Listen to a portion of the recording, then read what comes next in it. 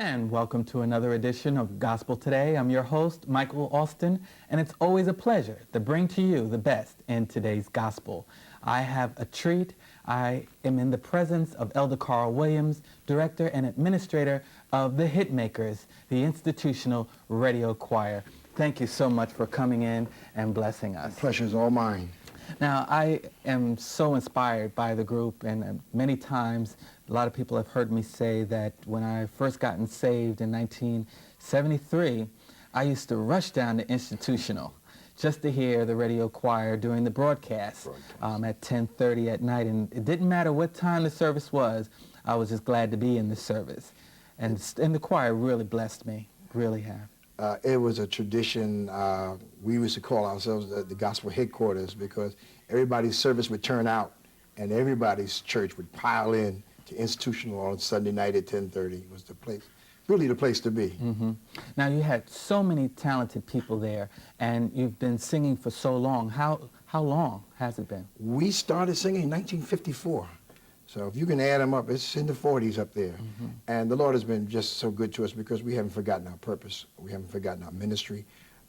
We never allowed ourselves to get the big head. Mm-hmm. We've let us always felt that what we were doing was for the Lord and for Him only.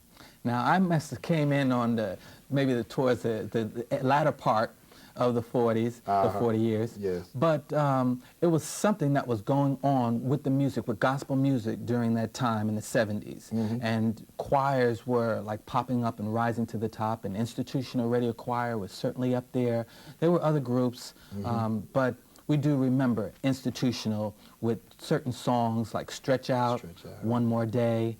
And who wrote those songs? Was it someone within your group, or was it handed down from the record company? Well, the choir was found. All of our songs are original. I don't think we've ever recorded but one song that was recorded already. Most of our songs, all of our songs are original songs. Originally, Bishop J.C. White was the founder, and he wrote most of our material. Then later, in about 10 years into our move, maybe even shorter than that, James Cleveland came to town. He had a musician named John Hasten. And John Hasten was the keyboard player and his songwriter.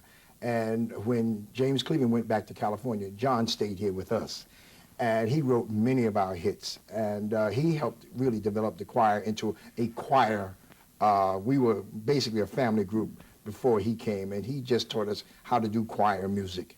And from then, we've just grown, and so many things have happened that have been wonderful to us. The Lord has just really blessed us. All of our writers are today, our brother Butch Haywood, who was born since the inception of the choir.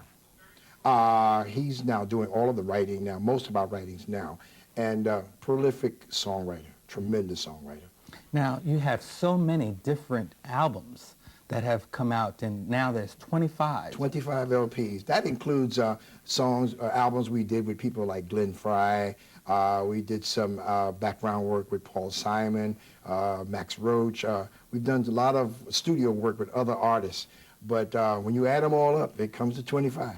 Now, you've done some stage plays as well. Yes, we did a production called The Gospel at Colonus. Starred Morgan Freeman when Morgan Freeman was just Morgan Freeman. Now he is the great Morgan Freeman. And Morgan starred with us, and we traveled around the world. We went to Paris for 1 month. We took the choir, 35 members, to Paris, and we stayed in Paris a month doing the production.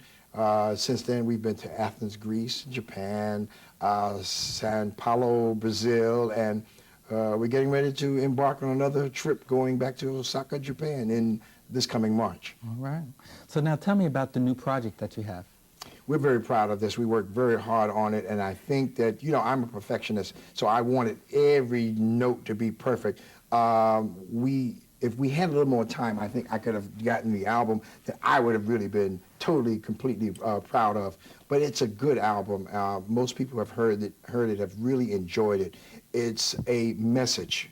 I think it's the type of thing that will help you get from Monday to Tuesday. Most people are trying to live from Sunday to Sunday, but I need to get from Monday to Tuesday after Sunday. And this is that type of album. It's a good listening album. It's full of different flavors. We have some praise songs on it. Then we have some good stomping gospel music and some things you can really enjoy, some things that will lift you when you're down. Now, I know the Institutional from some of the foot stomping songs. Yes. And that same sound, how were you able to keep that sound over the past 40 years? Well, the Lord has blessed our writers in writing the type of material that actually fits the choir. And Brother Hayward, who is now our main musical writer, was born right in the choir and was raised up, so he knew what Bishop White had been writing. He knew what John Hasten was writing, and so he fell right into that mold. And our songs have never gotten too far out into the mainstream. Other groups might go that way, but that's what their calling is. Our ministry is to stay in the traditional gospel so we can get our message across. We don't want people to get caught up in the beat and so much the music, because the words are what's going to save somebody. I grew up in that sound with where the message was still in the song, Yes, and you can just feel it. You know? So that's why I really appreciate Institutional so much. You know, Praise the Lord for that. And I'm just happy that you have this album. And now, if you would like to mention again the name and the name of the album is After the Rapture.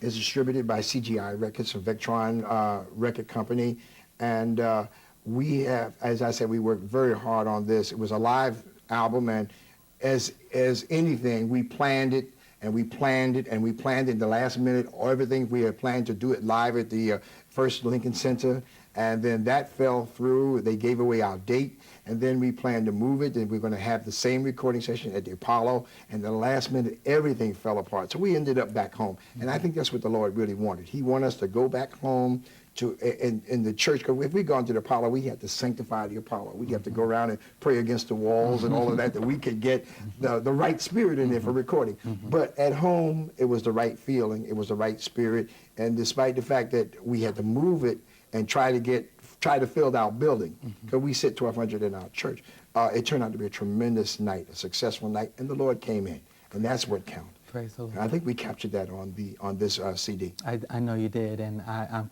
enjoying it every time I listen to it. Praise the Lord. Can we expect some more things from you in the future? I'm praying that the Lord will open the doors and continue to keep them open, that we might continue our music ministry. I'm looking for number 26 very soon, and we'll be letting you know when that we started planning on that. We hope you come out and be a part of it. Very good.